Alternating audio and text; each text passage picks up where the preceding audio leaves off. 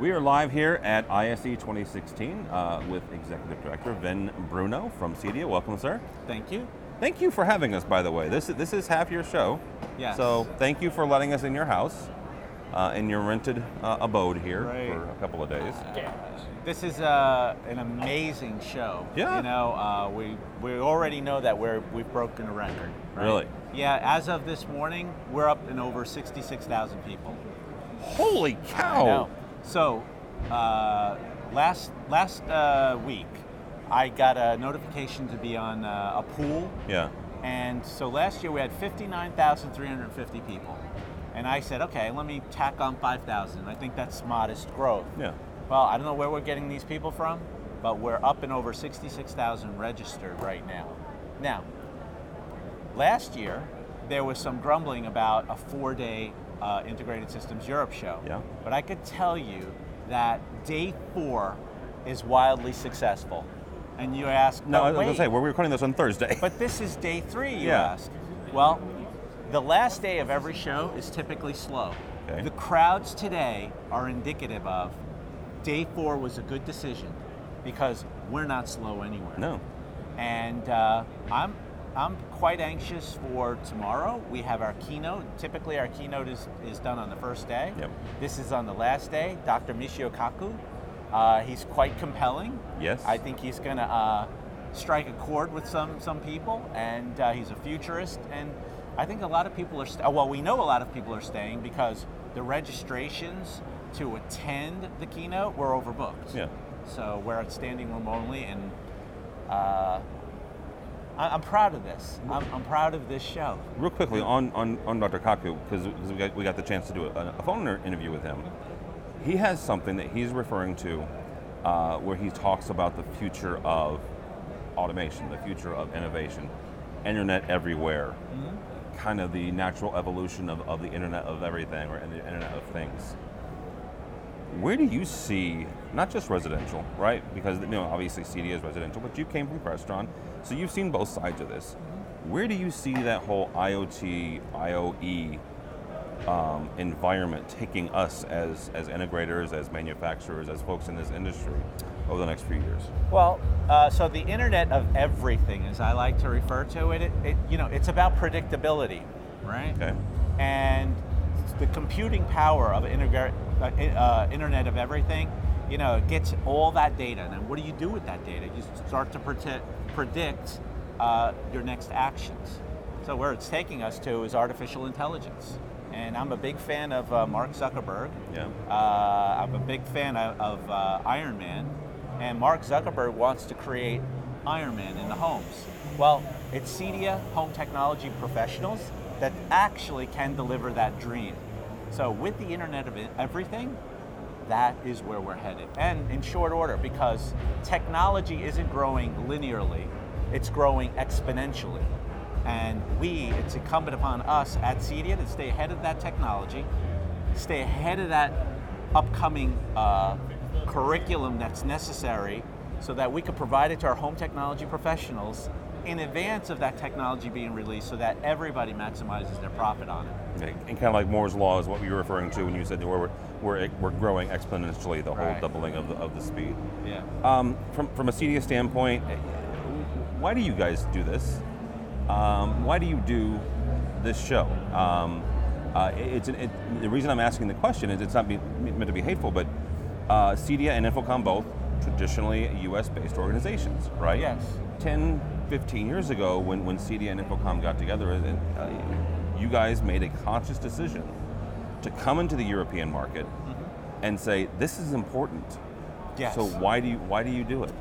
Well, obviously the Europeans and the rest of the world demand it from us. Okay.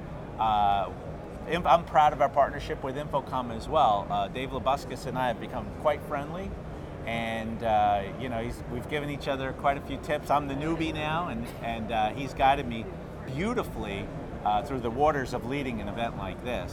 But I was at the first Integrated Systems Europe show in Geneva, and I thought, wow, for a first show, this could work. Yeah.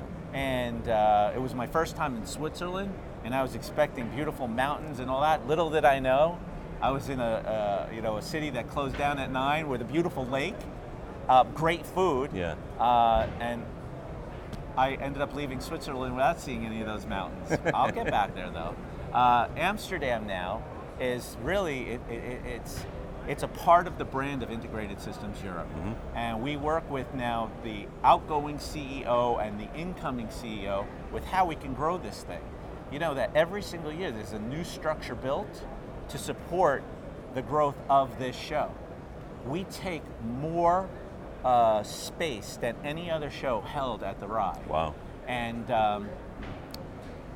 if you wanted to buy a single square meter of space, you could not.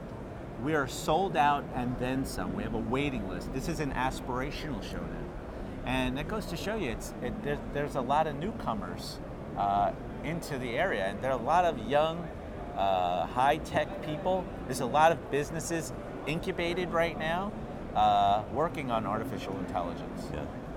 What is your favorite part of this show? Oh, the people. Really? Yeah, the people. I've look. A few minutes ago, I had to do an interview in Italian because the Italian reporter, Sistemi Integrati Sistemi, they didn't know how to speak English. So I said, okay, you know what? My parents were born in Italy. I was born in the United States, but my first 3 years, I lived in Italy. It was my first language. So I said, okay, I think I could pull this off. My grammar won't be so good, Yeah. but I could pull this off. And we had a great interview, and I think we're going to have a magazine now come out in Italy, delivered to 7,000 systems integrators, and downloaded 25,000 times by architects, builders, and designers. And it's a no-brainer. Did you ever think that there would be 7,000 integrators that receive paper copies of a magazine tailored to them? No. In Italy? No.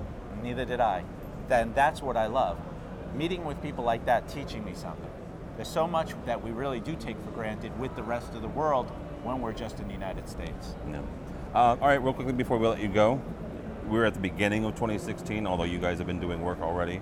What do you see for the organization this year? So we've got a number of initiatives, but one success begets another success. One of the pain points that we have at CEDIA is that homeowners don't know who we are, and therefore it's difficult to reach a home technology professional. Look, here's the thing. When you have a leaky toilet, you know to call a plumber. When you want a light fixture hung, you know to call an electrician. Who do you call when you want technology in your home and what that technology is? It's tough to even Google that, right? Yeah. So eventually, I want us to be technologists, right? We provide technology for the homeowner. We simplify technology in their lives. And so what we've done was we've taken the acronym Custom Electronic Design and Installation Association, we've trademarked it, and now CEDIA is synonymous with technology. We are driving forward with eliminating that pain point of the homeowner doesn't know who CEDIA is. Yeah. We will get to the homeowner to recognize CEDIA as the authority, the place to go, so that they can find people to come to their homes and design, install, and update their technology. It's a very aspirational goal. We're on it. All right. Well, good luck, sir. Thank you so much again. Tim, you're the best. All right. Thank you. Vin Bruno from CEDIA. My name is Tim Albright. Go for more information about CEDIA. Go to cedia.org. cedia.org. For more information on AVNation, avnation.tv.